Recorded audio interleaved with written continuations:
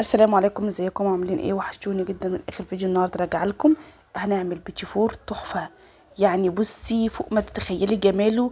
هيدوب معاكي. هنعملوه ان شاء الله بمناسبه العيد. في ناس كتير بتقول لا، البيتي فور والكحك ما تعملش غير في العيد الصغير. بس لا، اكسري القاعده دي. احنا هنعمله في العيد الكبير كمان، بجد تحفه جدا. بس قبل ما نبدا كالعاده نصلي على الرسول عليه افضل الصلاه والسلام. وما تنسونيش باللايك والشير عشان اقدر انزل لكم كل جديد. اول حاجه عندي 750 جرام زبده. الزبده عندي هنا بدرجه حراره المطبخ. هنزل عليها ب 200 جرام سكر بودره. هضربهم كويس قوي لحد ما يفتحوا معانا، وتبقى الزبده معايا تبقى لونها فاتح، تبقى كريمي كده خالص. بعد كده انا عندي 2 بيض. وهحط معاهم صفار بيضه. هحطها ليه صفار بيضه؟ عشان يبقى ناعم. لو انت مش عايزاه ناعم قوي حطي 3 بيضات. لكن هما الاصول بيضتين وعليهم صفار بيضه. هنزل بالبيضه بيضه، وبعد كده اول ما يختفي هبدا خلاص ضربتهم. هنزل بكيلو دقيق انا واخده منه معلقتين، عشان احط منهم كاكاو واحط والباقي احط فانيليا. خلاص هنا انا عملت الفانيليا، ما احتجتلهاش حاجه دقيق. حطيت بس من معلقه واحده عليها وظبطتها. وبعد كده حطيتها في الكيس الحلواني. الصينيه عندي انا مش دهناها اي حاجه. هبدا انزل كده بالقمع واحده واحده. والقمع زي ما وريتك، اللي انت شفتيه وانا بوريهولك. هو ده القمع بتاع القمع اللي انت شفتوه معايا. هو ده القمع اللي انا بشتغل بيه. الصينيه انا ما دهنتهاش اي ماده دهنيه. هبدا كده اخلص كده الفانيليا كلها.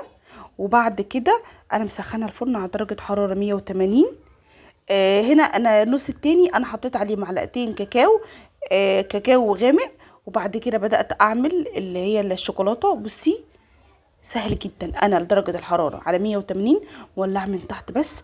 اول ما خدت لون من تحت، مش لون كمان، حاجه صغنونه خالص، بدات شغلت الشوايه. وطلع معايا بالجمال ده. والله هتاكلي احلى بيتي فور. بجد طعمه خيالي. هنزوقوه طبعا بالشوكولاته. وانا عندي هنا الفستق الكداب. حابه انزله لكم. انزل لكم الوصفه بتاعته. زوقتها عادي، زيني زي ما انت عايزه اللي انت عايزاه. انا زينت بالسوداني فستق الكداب، وعندي جوز هند.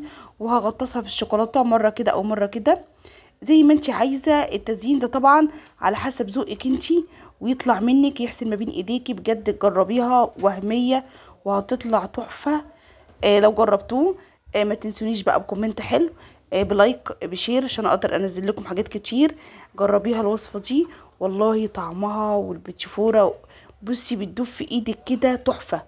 ولو محتاجين اي حاجه ان شاء الله انا هنزل لكم برضو وصفه الرقاق بتاع العيد الكبير قريب باذن الله. الفيديو الجاي ان شاء الله هنزله لكم. والسلام عليكم، واشوفكم في فيديو جديد، ودمتم في رعايه الله.